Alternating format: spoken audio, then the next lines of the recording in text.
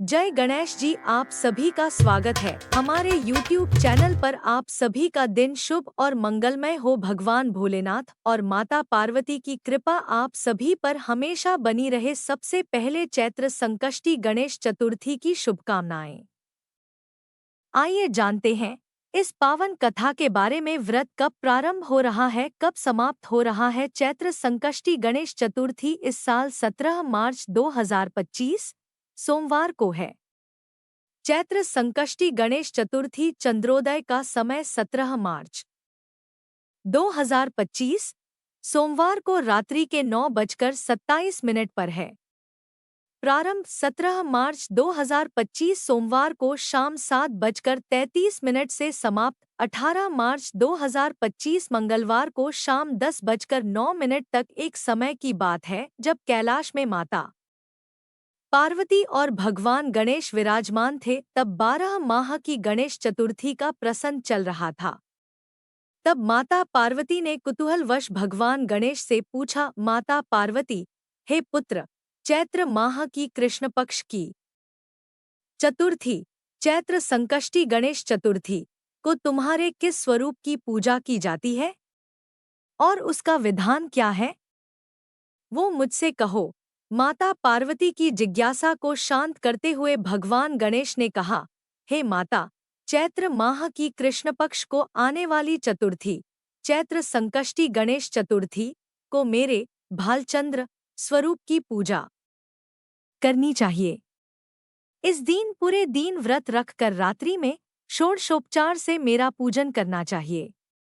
इस दिन व्रती को ब्राह्मण भोजन के अनंतर पंचगव्य पान करके रहना चाहिए। यह पूर्ण रूप से सभी संकटों का नाश करता है। इस व्रत के स्मरण मात्र से मनुष्य को सभी सिद्धियों की प्राप्ति सहज रूप से हो जाती है। अब माता मैं आपको इस चैत्र संकष्टी गणेश चतुर्थी व्रत से जुड़ी एक कथा के विषय में अवगत कराने जा रहा हुआ था।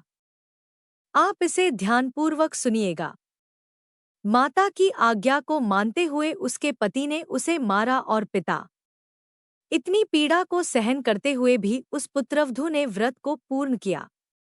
व्रत के अंत में वो भगवान गणेश जी का स्मरण करते हुए प्रार्थना कराने लगी और कहने लगी, हे विघ्नेश्वर, हे गणपति, आप हमारे सास ससुर को अपना परचम दिखलाइए ताकि वो आपकी महिमा को समझ पाएं और उनके मन में आपके प्रति श्रद्धा भाव जागृत हो।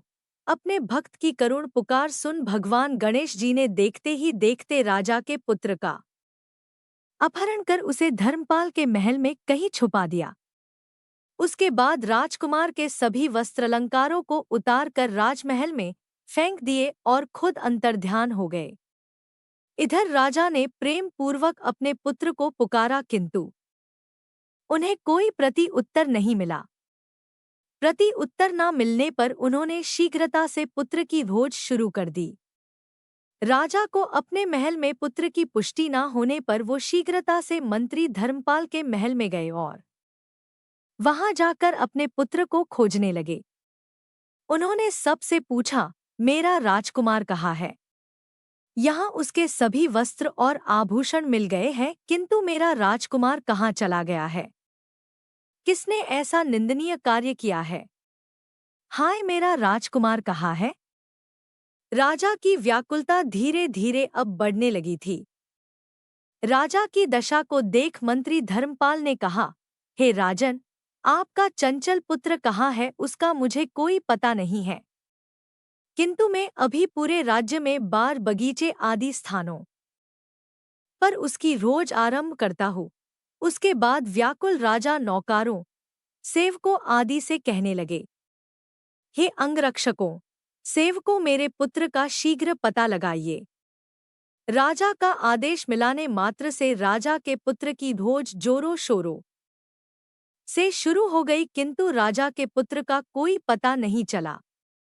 जब राजा के पुत्र का कहीं भी पता न चला तब वो राजमहल में आके राजा के समक्ष डरते डरते यह निवेदन करने लगे, हे राजन, हमें क्षमा करे, अभी तक अपहरणकारियों का कोई पता नहीं चला है।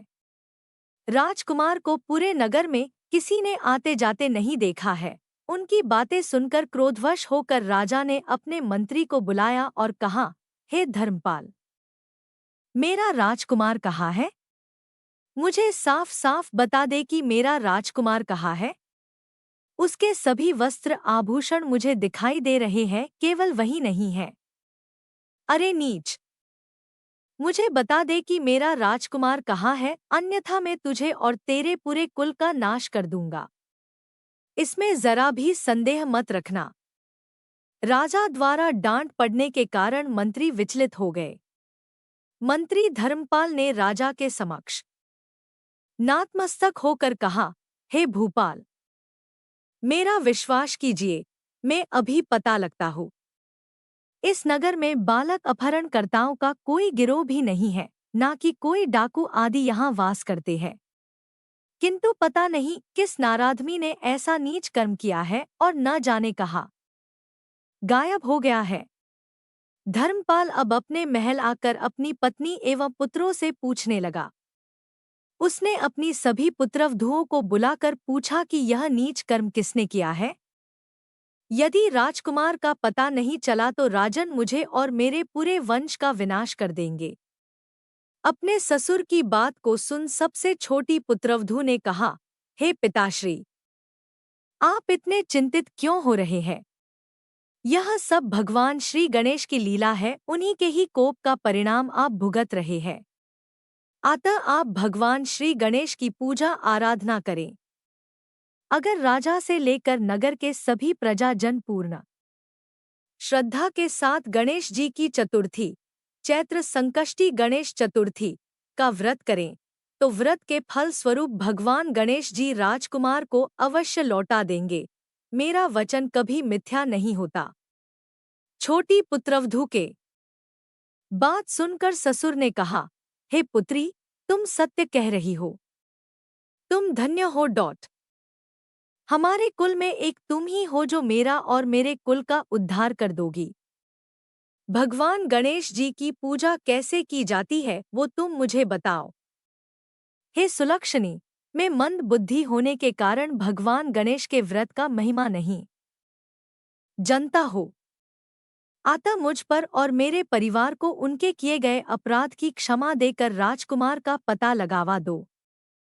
तब सभी लोगों ने भगवान श्री गणेश जी का कष्टनाशक चतुर्थी, चैत्र संकष्टी गणेश चतुर्थी के व्रत अनुष्ठान किया। राजा सहित सभी नगरजनों ने गणेश जी को प्रसन्न करने हेतु व्रत का अनुष्ठान किया।